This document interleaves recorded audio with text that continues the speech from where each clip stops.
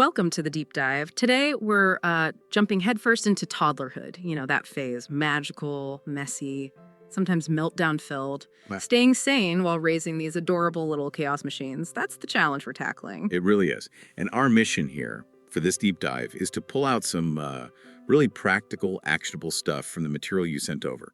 We want to help you figure out how to keep your cool, or like the source puts it so well, how to stay sane enough to make it to bedtime. And the material gives us 10 key strategies. So we're going to unpack those. Okay, let's do it. Unpack away. So the first big idea, the foundation really, seems to be about just accepting the chaos. Like it's the new normal. I love the analogy they use. Trying to have a spotless house with a toddler is like brushing your teeth while eating Oreos. Yeah. It's impossible, Yes. right? Oh, it's perfect, isn't it? And the thing is, accepting this, it sounds simple, but it actually makes you feel, well, freer, less stressed, because you stop fighting reality. The material points out, look, this isn't forever, but it is right now. And just acknowledging that, letting go of that constant battle, it saves so much energy, reduces that background stress. That makes total sense, letting go of the ideal. Okay, so building on that, accepting the chaos, the next strategy is about finding space within it for yourself. Tip 2, take your breaks. Guilt-free. That's the key part. And we're not talking spa days necessarily.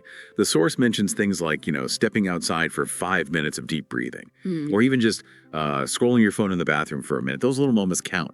They absolutely do. It ties right into that saying, you can't pour from an empty cup. You just can't. And the core message here is so important. A calm parent is better than a perfect one. Taking those moments isn't selfish. It's actually essential maintenance. It makes you wonder, doesn't it? What's the real cost, long-term, if you never take a moment for yourself? To your well-being, your home's atmosphere.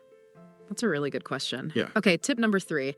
This one I think is kind of brilliant. Laugh more. Seriously. The way the source describes toddlers as hilarious little weirdos. Spot on. They give these great examples like crying because their banana broke in half, or, wearing a diaper on their head and call it a hat. You just have to laugh sometime. Exactly. And it's not just, oh, haha, there's real power in it. Like the source says, laughter diffuses frustration. It really is medicine.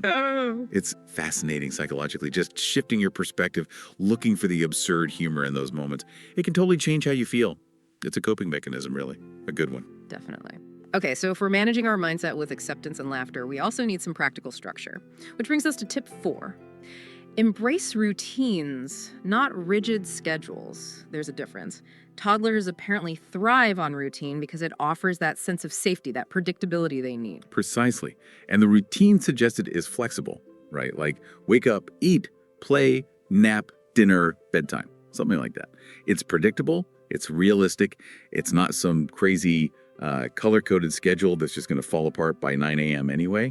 For the little developing brains, routine is like scaffolding. It helps them understand their world, reduces anxiety. It works. Yeah, structure without adding more stress. I like that. Which flows right into tip 5, and this one feels a bit radical. Lower the bar. And the source actually says, yes, lower it again.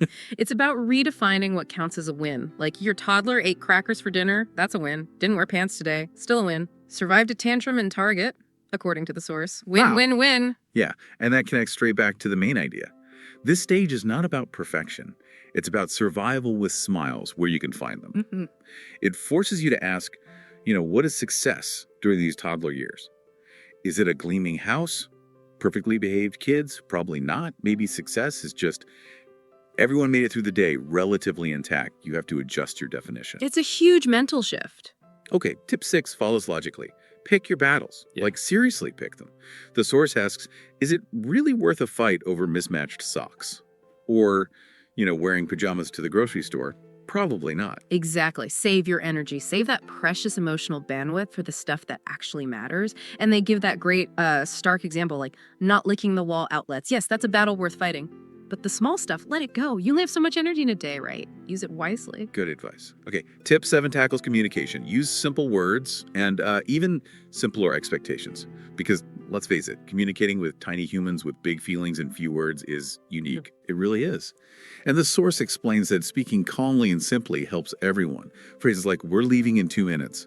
Or just acknowledging, I see you're upset. It helps the toddler process, but it also helps you stay calm, helps you regulate your response, prevents you getting sucked into their emotional whirlwind, basically. That makes sense. Keep it simple. Now, tip 8 is just pure practical genius. Create a mom-dad emergency kit. It's all about being prepared, turning those potential disasters into just minor bumps. Yes, and the list is spot on.